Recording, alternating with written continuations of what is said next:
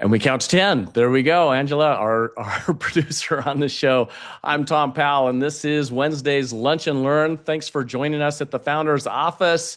Of course, we've got Candace Powell coming to us in the midst of a big snowstorm in the Reno, Tahoe area.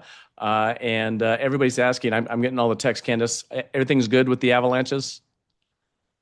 I mean, no, but we are good, and our close loved ones and family and friends are all safe and accounted for. So, yes, And there is quite a big search and rescue going on not too far from us. But I was also talking about the avalanches of the little kids that are staying at home because they don't have school today. yes, full disclosure, there might be guest appearances from my children who, of course, last week had illnesses and this week have snow days. So we're clocking in on 8 days with people being in my house, their That house too, but usually I'm used to them leaving at some point. So, that that is always funny.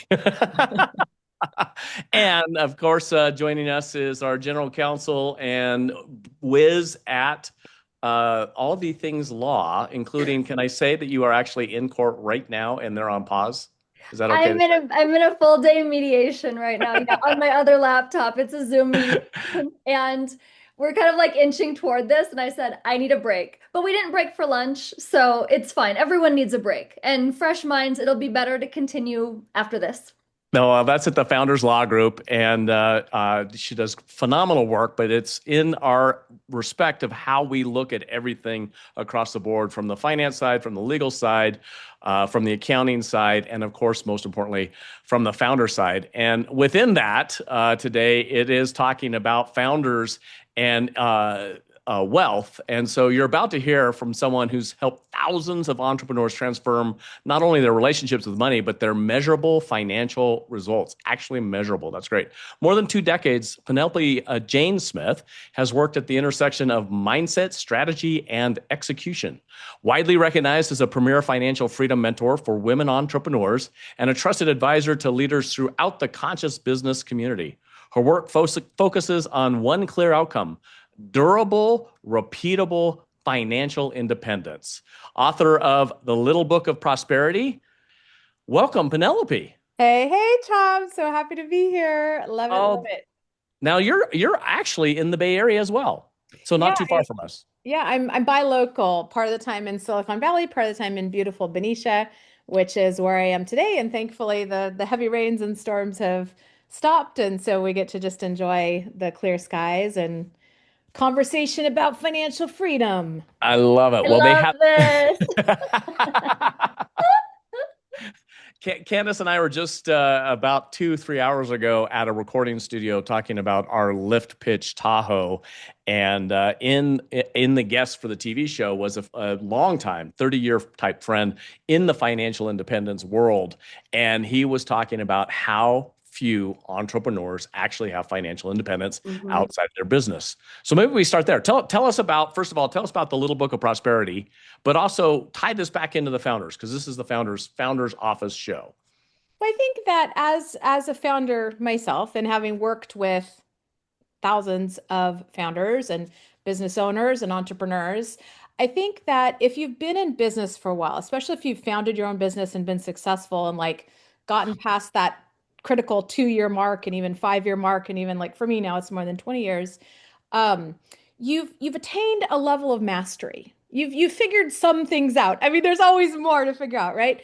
But you've figured out how to sell something, how to get some clients, how to get some customers. And we tend to focus so much on our business and learning how to do that. Think about all the time and energy and money you've invested into your business through real world experiences, coaches, mentors, masterminds, courses, books, like all of that. And you've attained some level of mastery, right? And you've learned how to make money. Now, maybe you want to make more, but you've learned how to make money if you're still here, as a founder.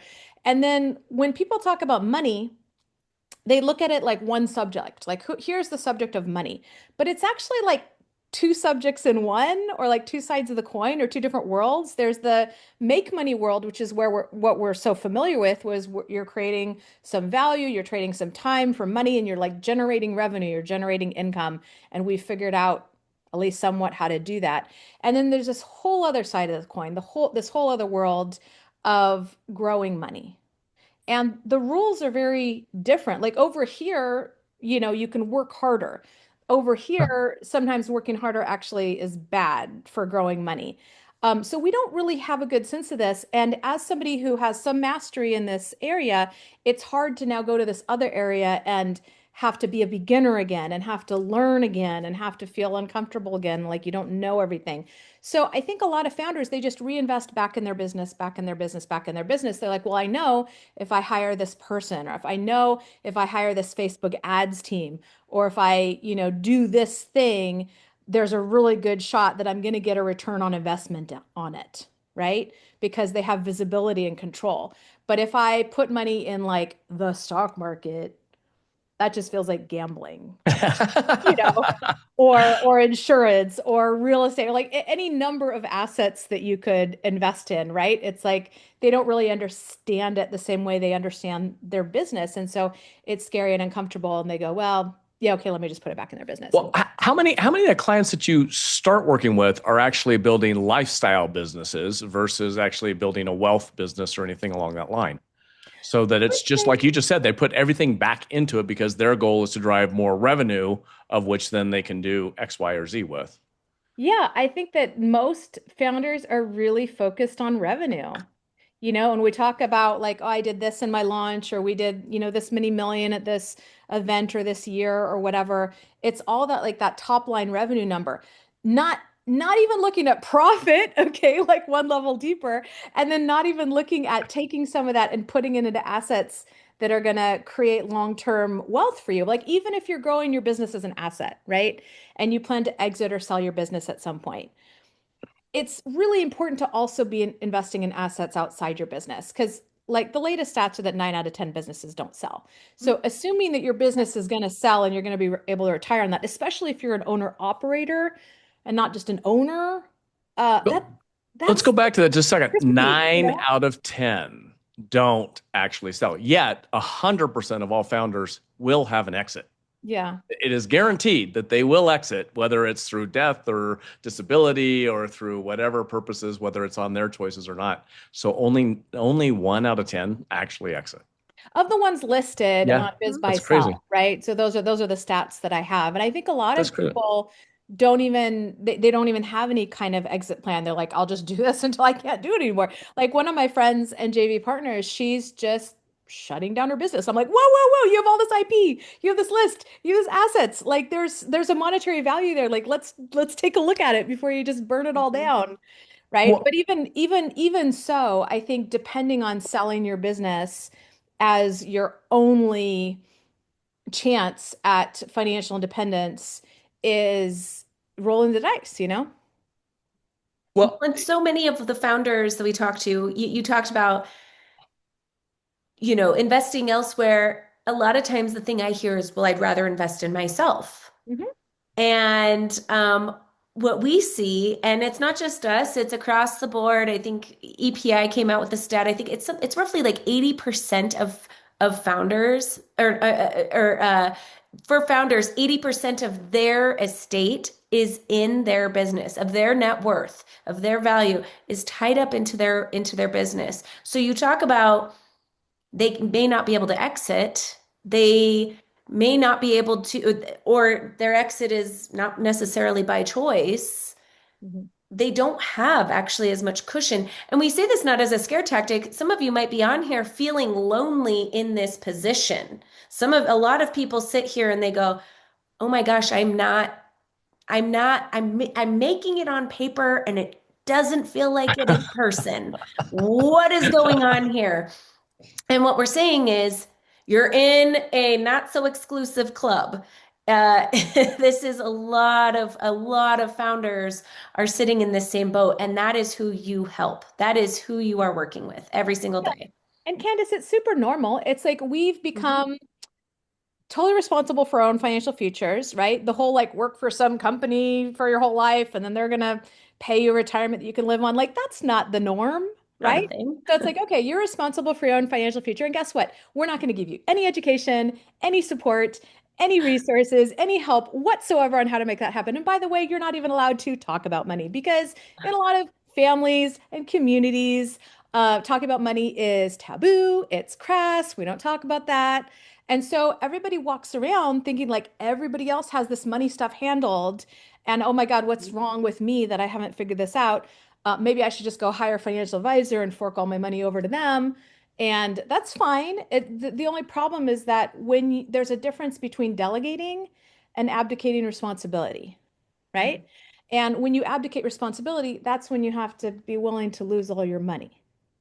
It's also the And only Clarify. way you can I'm not willing actually to do that. exit too, because we see so many founders that they are the company. Yeah. Without them, without their IP, there's nothing else to transfer.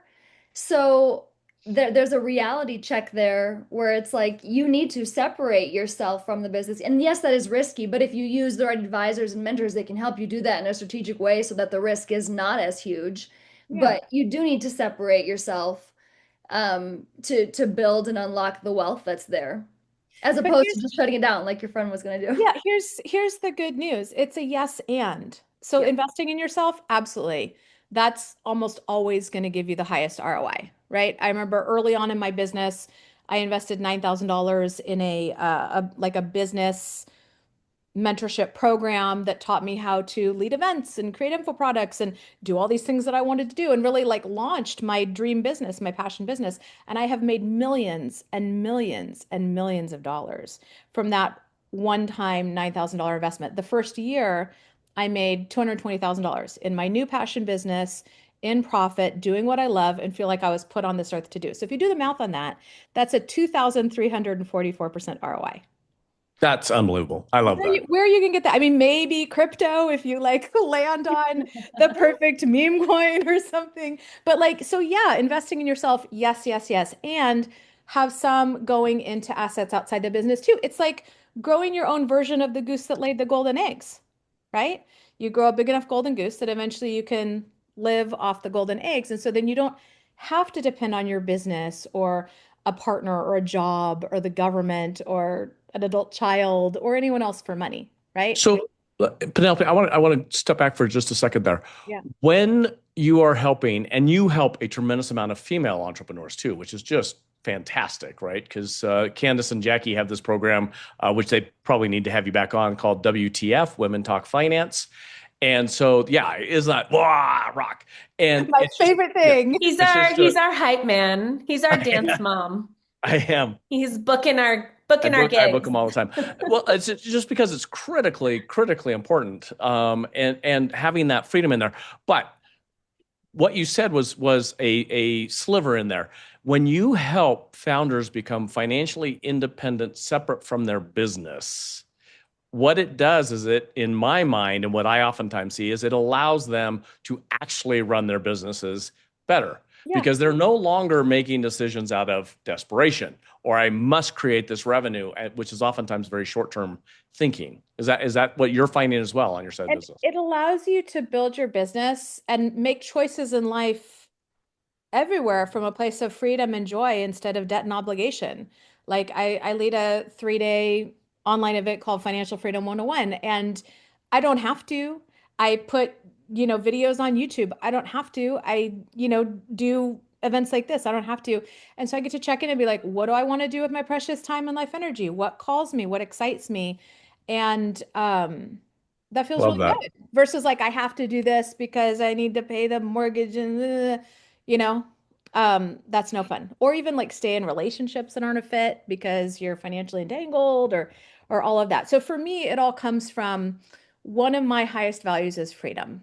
Freedom, and it just lights me up on fire in a good way. And that's I always am seeking more freedom for myself and for everyone. I want everybody to be able to live from what choices that are like aligned with their higher self, with their heart, with their inner guidance, versus like, oh, I have to do this because of money, or I can't go visit my dying mother because I don't have the money for the plane ticket. Like that stuff, it like physically hurts me to hear stories like that.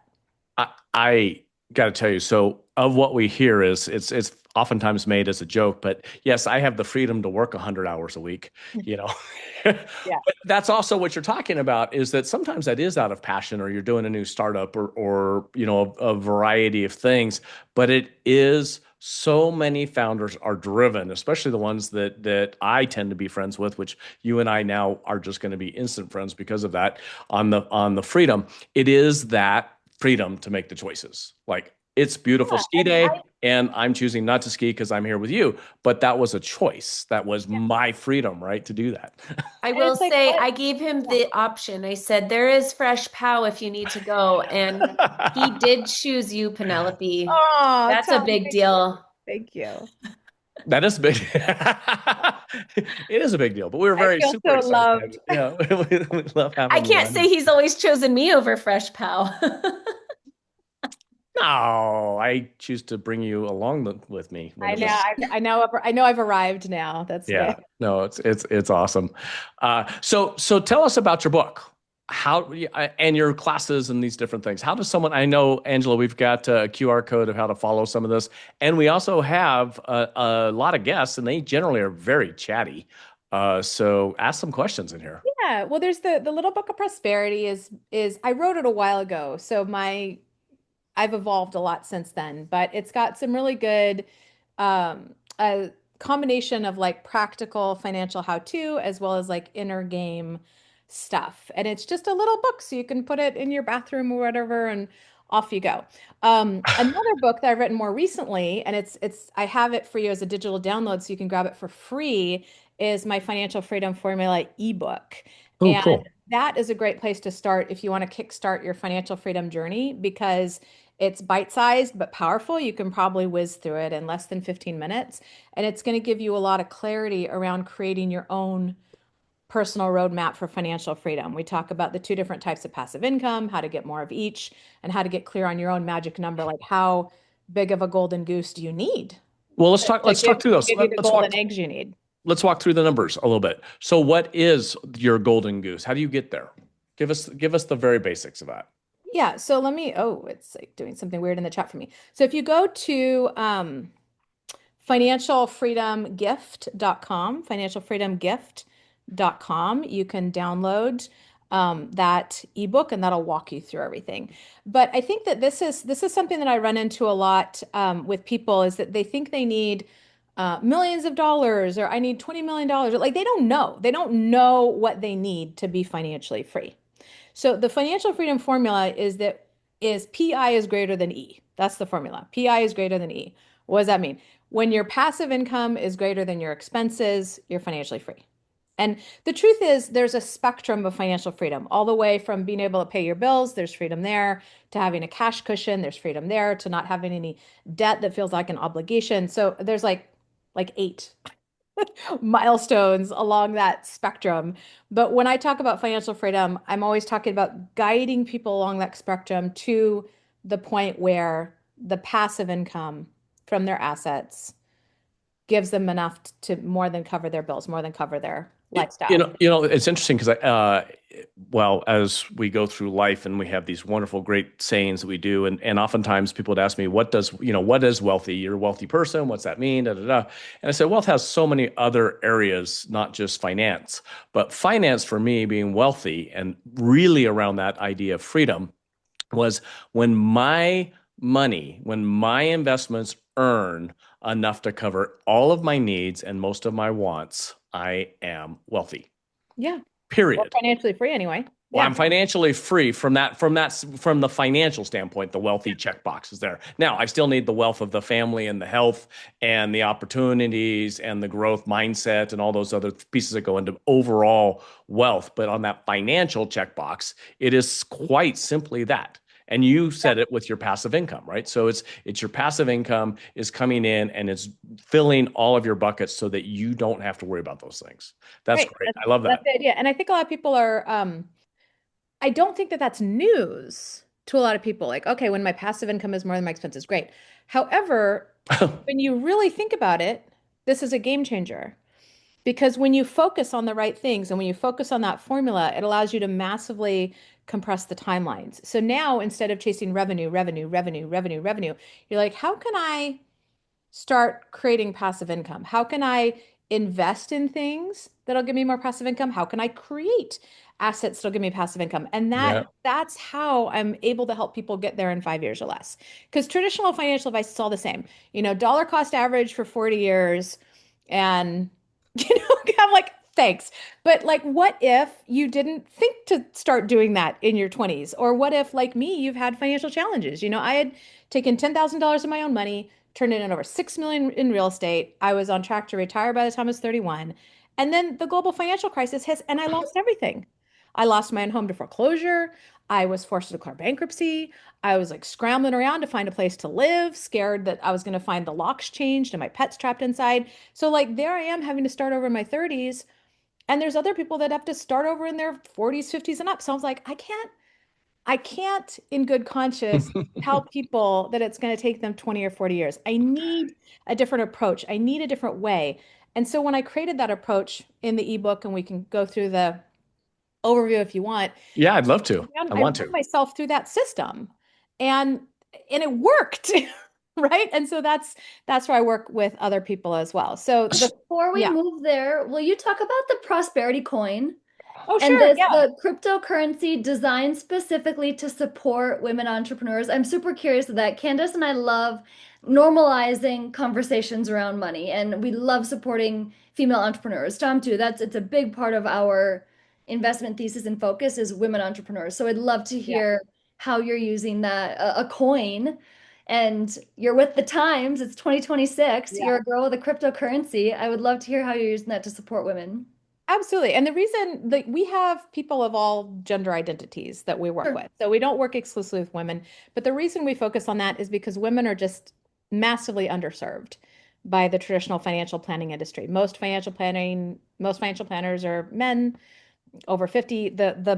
There's a huge gender bias in the models so that they're based on the average man, right? And so it doesn't take into account women's longer lifespans, the differences in our career paths, differences in our financial goals. And so what happens is statistically women end up with less money at retirement, but it has to last us longer. And I find that extremely frustrating. And so that's why we specifically speak to women entrepreneurs in our marketing. However, we welcome all gender identities or lack thereof. So just want to be clear on that. So the coin, I found that a lot of my clients, and especially people who identify as women, feel nervous about crypto. Like, is it even real? Is it a scam? What do you do with that? Meh, I mean, there are a lot of them, like, they're a little nervous around technology in general. you know, they're a little nervous about money in general. And so now you're combining money and technology. It's like, oh my God, like count me out, right? But I do think that now that there's enough time and there's enough money in cryptocurrency that it's worth paying attention to. And you have even big companies like, JP Morgan and these guys suggesting that you put some amount in crypto. And so creating this coin was a way that I could make it like safe and fun and palatable for women to like dip their toe in crypto with like no risk at all. And then maybe that'll have them be more open to actually investing because prosperity coin's not an investment. I don't know if you know about how coins are created, but you can like actually code a coin, create an original blockchain like Bitcoin. You can do what's called forking. I know it sounds kinky, but all it means is like you're copying an existing blockchain, changing the code a little bit, paste it, change the code a little bit. Now you have a new coin. So like Litecoin, you could copy Bitcoin, paste, turn it into Litecoin. And then on top of an existing blockchain, you can create tokens. So Prosperity Coin is what's called an ERC20 token on top of the Ethereum blockchain. So that's like the how I did Mm. it.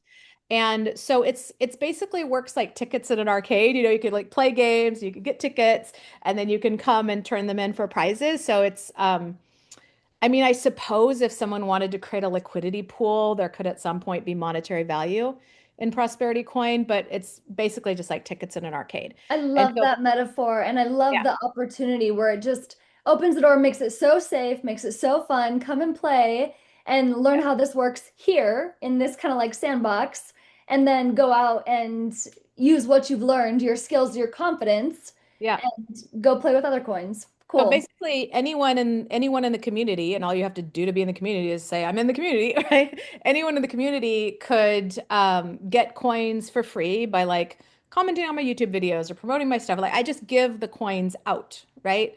And then you can redeem those coins for all sorts of prizes. They can be prizes that we offer, like coaching sessions or a ticket to Financial Freedom 101 or something like that.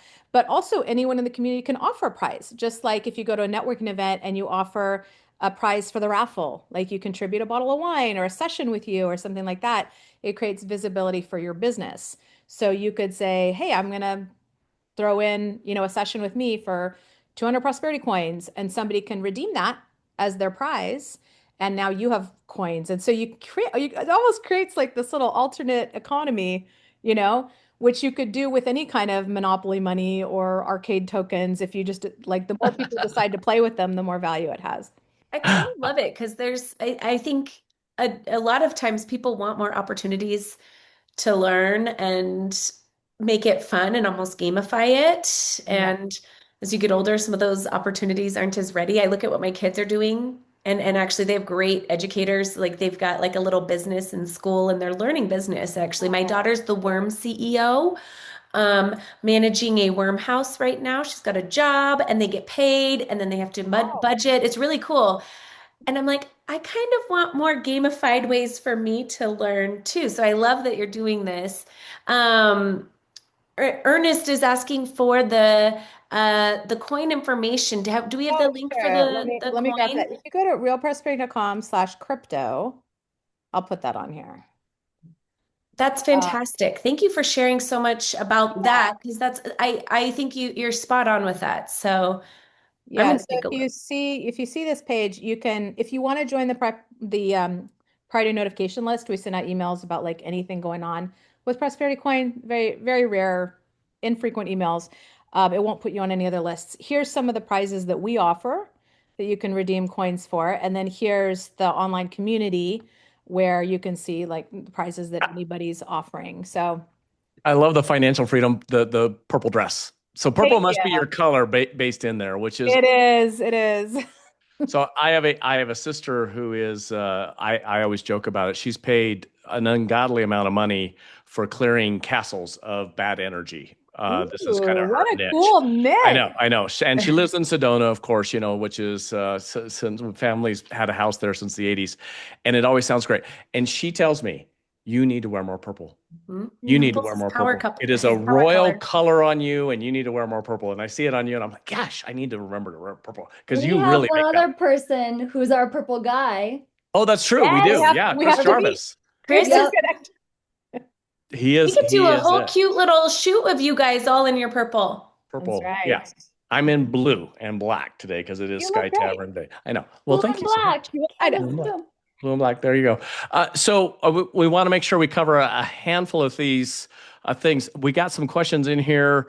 One was for founders who say, I'd rather invest in myself. How do you help them see when that becomes over concentration risk?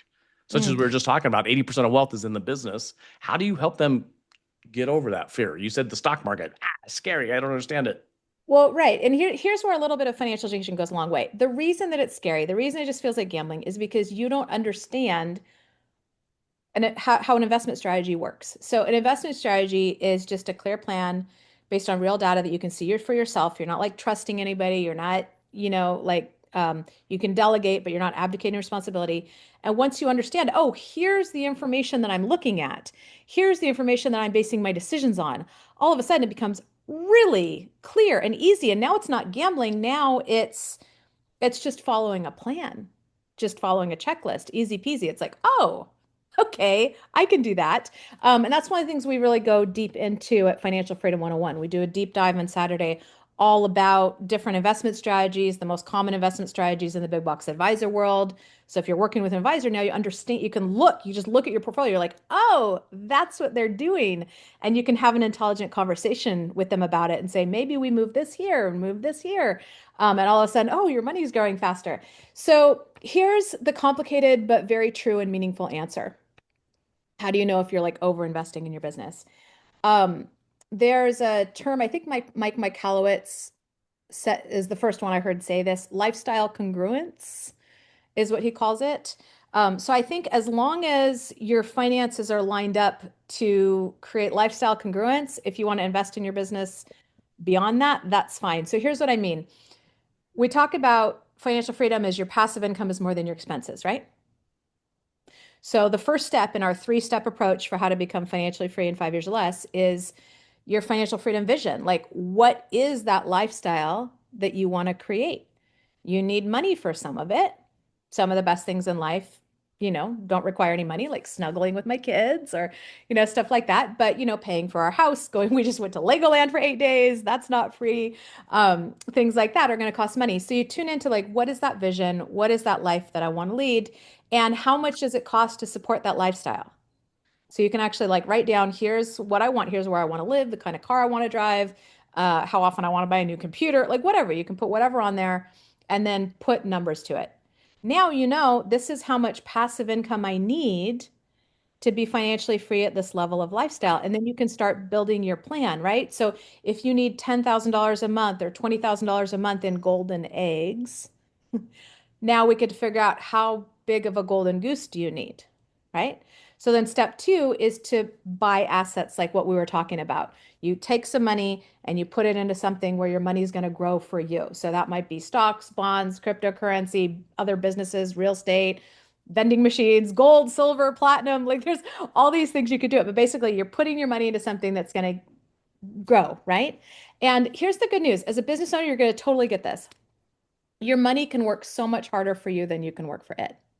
So I want That's you to think about your money as your most loyal, dedicated, hardworking, trustworthy team member.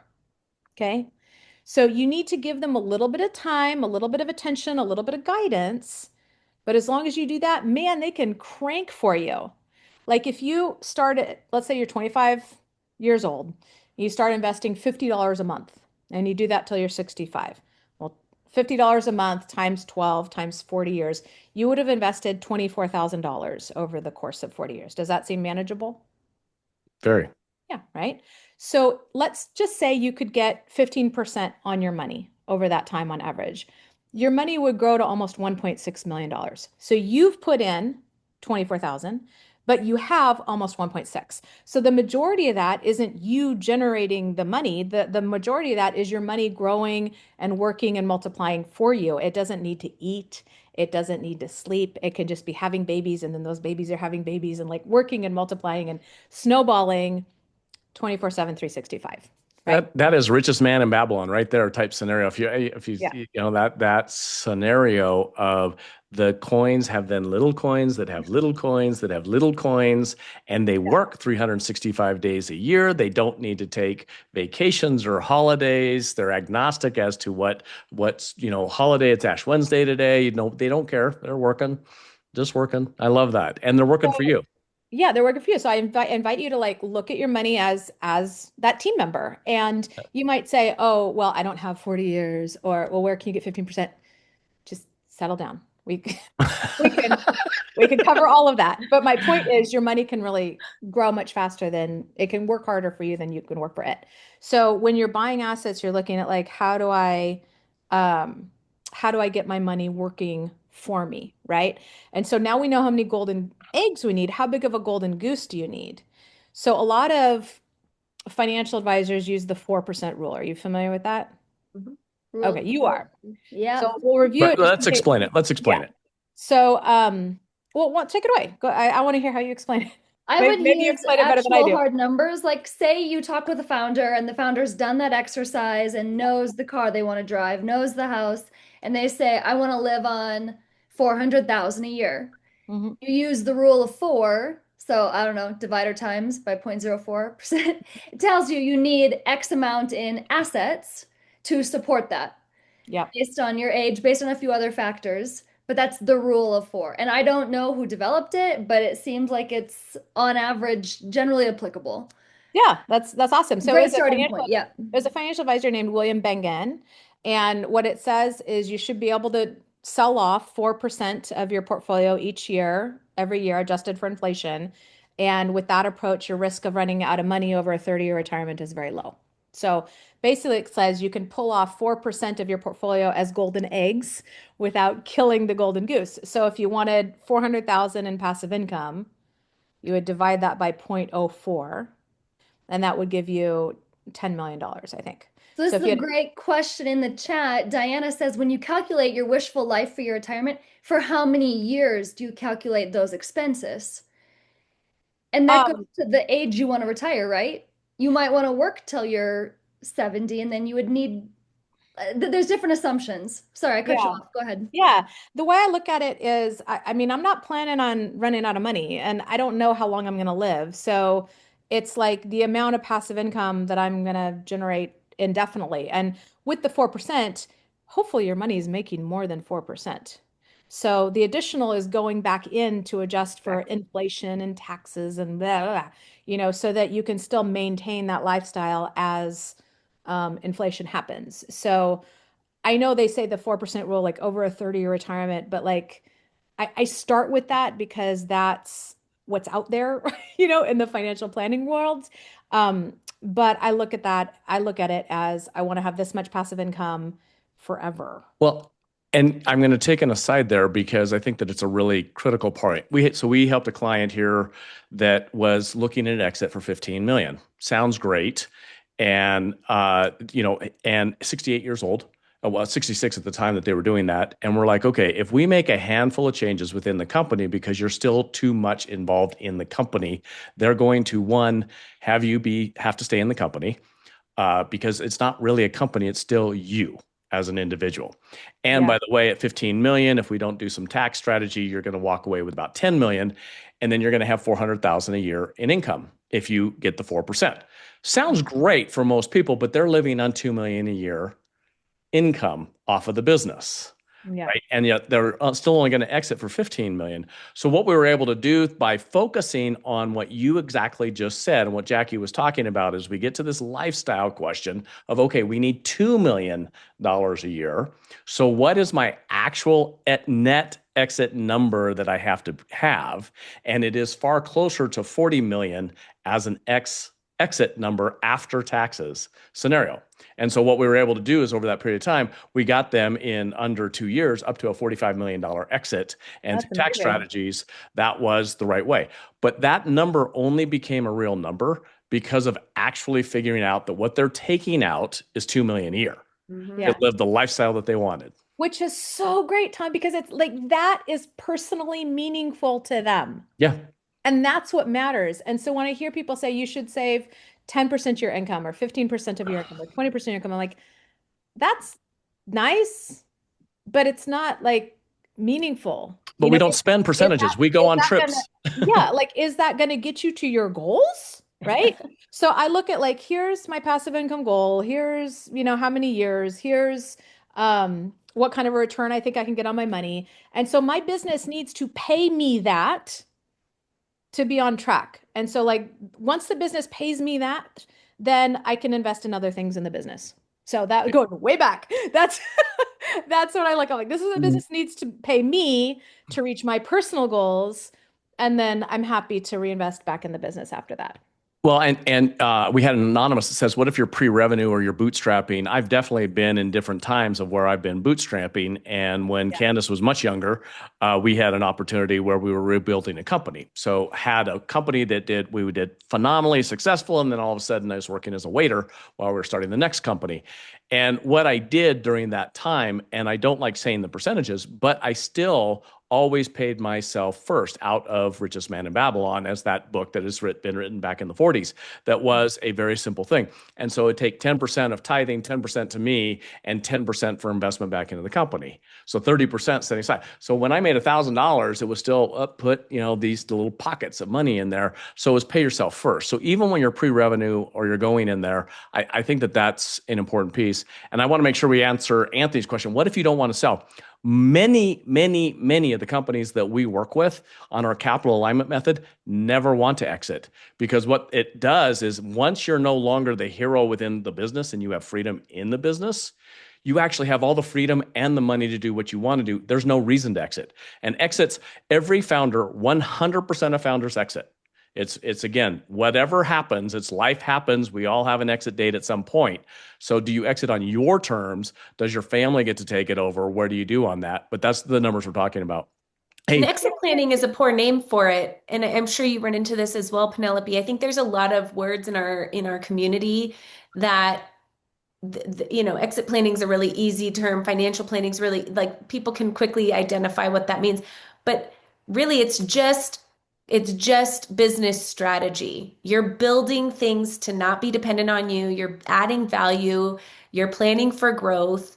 You are planning for succession, or however you want this to go. You're planning for your freedom. That's what exit planning is all about. And it goes so hand in hand with what you do, Penelope, because so much of it is about you as the founder and your financial goals and your freedom goals and what that means and how that ties into what it is that you're spending your time and energy and money on. Absolutely. And I will say, even if you are pre-revenue or you're not like cash flow positive yet, the habit of managing your money is more important than the amount, and putting even a little bit into investments, even if it's $100 a month, $50 a month, $25 a month, $5 a month, like building that investment muscle and also nurturing your investor identity. I really encourage you to think of yourself as an investor. And I don't think always. a lot of us as founders and business owners necessarily like call ourselves investors or think of ourselves that way off the bat. But like as soon as you invest in a dollar, as soon as you put a dollar into your golden goose, like you just invested. An investor is somebody that invests, and you just did that. You're an investor. You just So did that. the more you can like train your system that you're an investor and it's safe to have your money working for you, the better. Because we've been taught to work hard, work hard, work hard. You hear like work hard, play hard. Hard work always pays off. By the way, does hard work always pay off? No. I have worked very hard in businesses that were absolute floppers. Yeah. Hey, So I We can have we have a say, lot of conditioning. So it can be very confronting. Like, yes, your money can work a lot harder oh, for you than you can totally. work for it. But like if my money is working hard, if my money is working so hard for me that I don't have to work anymore, who am I? yeah, I'm going to Who, change paces here who about am I talking about if I'm not working my butt off, right? Yeah. exactly. Well, that is a big deal, because that is also where we go with founders, is that they are so intertwined within the ego of the business Yeah. that we have to unwrap that and let them know that they're actually a person, that they're not the business, that they're not intertwined. And then that allows the value to be in there. I'm going to talk about an investment that's really near and dear to my heart. We talked about it just as we were coming on, which is Lift Pitch Tahoe. Lift Pitch Tahoe. It's coming up March 1st. And it specifically is to invest in adaptive programs that we're running at Sky Tavern. Sky Tavern is a nonprofit ski and bike mountain that we have up at Lake Tahoe. And the Lift Pitch Tahoe is one of these great opportunities to give back if you are a founder that has made some money, or you want to be in that angel space and meet founders that have ideas. It's also a space for you to be able to go yourself and make a pitch while you're riding up a chairlift. And if you don't ski or snowboard, we actually have a chairlift that's staying down on the ground, so you can do that. It's going to be a fun day at Sky Tavern. We now have a lot of snow. It should be great weather looking at the calendar out to that point. And it's liftpitchtahoe.com. It started with a friend of ours, Kevin Peterson, who's been on the show. He runs Sastermind. So it's about founders that have ideas and want to find the capital to invest in them. So as Penelope's talking about, you can invest in other people's businesses and get extremely wealthy, even if your business isn't the one that ends up succeeding, right? So which is a great way to do it. So liftpitchtahoe.com. And then let's talk again about how does someone get in touch with you, Penelope? How do they learn more about this? This is so critically important. Yeah, awesome. Thank you so much. I think the first step is to download the Financial Freedom Formula ebook at financialfreedomgift.com because that'll help you start building your own financial freedom plan. And then if you want to go deeper, my best financial education resource that I can possibly give you is our Financial Freedom 101 online 3-day event. It's all on the internet, so you don't have to fly to California. You can attend from your jammies anywhere in the world. And in just 3 days, we give you the money skills, tools, and systems you need to become financially free forever. So, And like, you're doing this. This is a claim your ticket for Financial Freedom 101.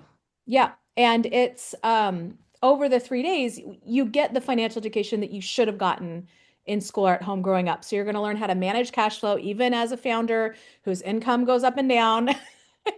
Managing cash flow is really important when you're running your business. You're going to learn how to relate to money differently, big deep dive into investment strategy. You're going to get all of those money systems over the 3 days. So think of Well, all the time and money and energy you've invested in your business.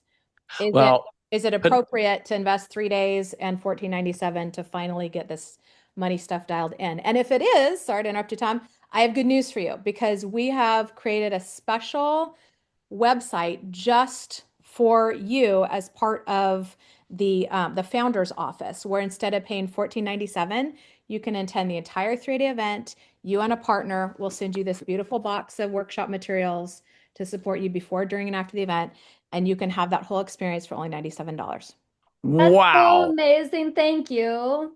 From that your is great. jammies.